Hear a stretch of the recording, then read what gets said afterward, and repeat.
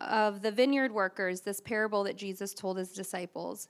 The workers who were hired early in the morning were upset because the workers who were hired later in the day were paid the exact same wages. And immediately after that story, Jesus begins his journey towards Jerusalem to celebrate Passover. And Passover is this festival that the Jewish people celebrated that reminded them of their liberation out of slavery in Egypt.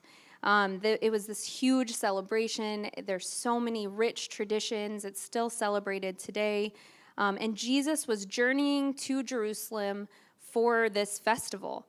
And Jesus knew this was the last trip he would ever make to Jerusalem.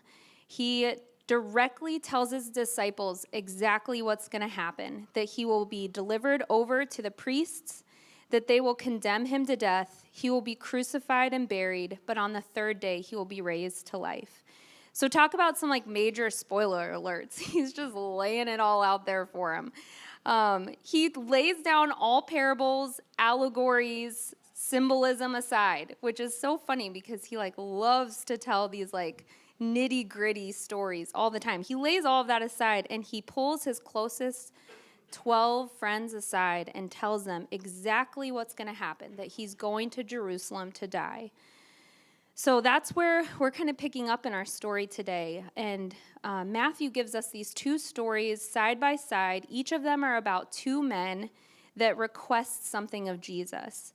The first two men actually send their mom to request something of Jesus, which sounds like a little helicopter-y to me. I'm not sure how I feel about that, but I think there's a lot of important things happening here. So we're going to just dive in Matthew 20, verse 20. So if you have your Bible or your phone with you, that's where we're going to read. So Matthew 20, verse 20. Then the mother of Zebedee's sons came to Jesus with her sons, kneeling down, asking a favor of him. "What is it you want?" he asked. She said, "Grant that one of these two sons of mine may sit at your right and the other at your left in your kingdom." "You don't know what you are asking," Jesus said to them. "Can you drink the cup I am going to drink?" "We can," they answered. Jesus said to them, "You will indeed drink from my cup, but to sit at my right or left is not for me to grant. These places belong to those for whom they have been prepared by my Father." When the 10 heard about this, they were indignant with the two brothers. Jesus called them together and said, "You know that the rulers of the Gentiles lord it over them, and their high officials exercise authority over them. Not so with you. Instead, whoever wants to become great among you must be your servant, and whoever wants to be first must be your slave. Just as the Son of Man did not come to be served, but to serve, and to give his life as a ransom for many." As Jesus and his disciples were leaving Jericho, a large crowd followed him. 2 blind men were sitting by the roadside, and when they heard that Jesus was going by, they shouted, "Lord, Son of David, have mercy on us." The crowd rebuked them and told them to be quiet, but they shouted all the louder, "Lord, Son of David, have mercy on us." Jesus stopped and called them. "What do you want me to do for you?" he asked. "Lord," they answered, "we want our sight." Jesus had compassion on them and touched their eyes. Immediately they received their sight and followed him.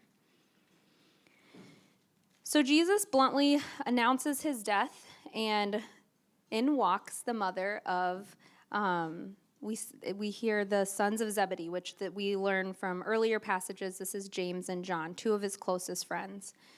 I mean, this is terrible timing. He just told them this really heavy thing, and then in walks their mother asking Jesus to grant them these positions of power. And what she's really asking is for protection, privilege, power for her sons and her family.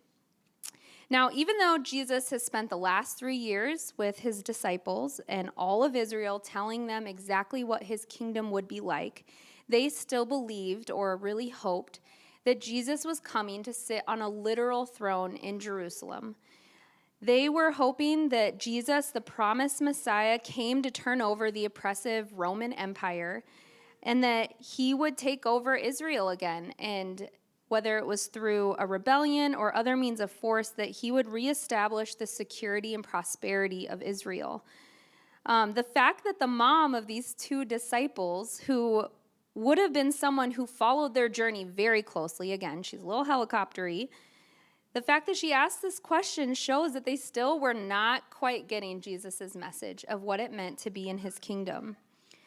Jesus responds by turning directly towards James and John, not towards their mom, and tells them that they don't know what they're asking. Can they really drink the cup he's about to drink? And without missing a beat, of course, they respond they can, which mega eye roll. Like, come on, guys. Like, clearly you are not getting this by now. When Jesus says that they will drink this cup, he knows eventually James and John will understand the fullness of what it means to be in his kingdom. They will eventually die for it. These places of honor they're asking for are not his to grant. They're places that God has already prepared a place for. Now, this sets off the other 10 disciples, and I just kind of imagine this young group of men who are bickering over who's most powerful, who deserves this post, angry that James and John would try to usurp all of them for a place of power. And Jesus calls them together and corrects them. He calls them out. He reminds them that the rulers of the nations around them, they're the ones who are holding power and lording it over them and lording it over their communities. They're the ones who are actively fighting against them and oppressing them. And he's talking about the Roman Empire again. They were the main power at play. History tells us they were not kind rulers. They were probably the most oppressive rulers in the ancient Near East. And Jesus says, this is not so for you. This is not how it's going to be. This is not what this looks like to be in my kingdom. He tells them he did not come to rule on a throne. He just tells him, right, straight up. He did not come to rule on a throne, to be waited on or served. He came to serve. He came to sacrifice. He came to die. And there's this continuous theme in the Old Testament about siblings rivaling over thrones of power, grasping for birthrights and blessings. And you can read these stories in Genesis of Cain and Abel, Isaac and Ishmael, Jacob and Esau. This is not a new thing happening here of brothers trying to fight over who deserves a place of honor and power. We see this grasping for power over and over again, and I believe this is rooted in this belief that there is not enough, that God has not provided enough blessing for all of us. He has not provided enough healing or security. If he blesses someone else, that must mean he's not blessing us. If he has promises for someone else, that promise excludes us, and that God has overlooked me. But I think what those ideas focus on, those insecurities focus on, is us and our own limited scope of God's love and promises. I don't think we can ever really grasp the depth of God's provision for us. Yet what he invites us into is not a kingdom of comfort or happiness or security the way that we look at it. I feel like these ideas are so rooted in not really trusting that God is who he says he is, and also misunderstanding who he is. He invites us into servanthood and not necessarily into what modern ideas of success look like. And the death of our rights and our self-serving to give others what he has so generously given us leads to life and life to the full. Now, most of you guys know, again, we're moving back to Illinois to be closer to family. And this might seem like an obvious thing, like, oh yeah, you're going to go be closer to your family. But for the few in this room that do know our story, know that this is like a way more complex move for us. Without divulging into too many details, early on in our marriage, Jordan and I actually did move back to Illinois. We had been living in Minnesota. And it was not for the same hopeful and happy reasons that we have now. We stepped into an extremely messy family situation where we were offering temporary respite care for a niece and a nephew. We were driving them to school an hour and a half every day.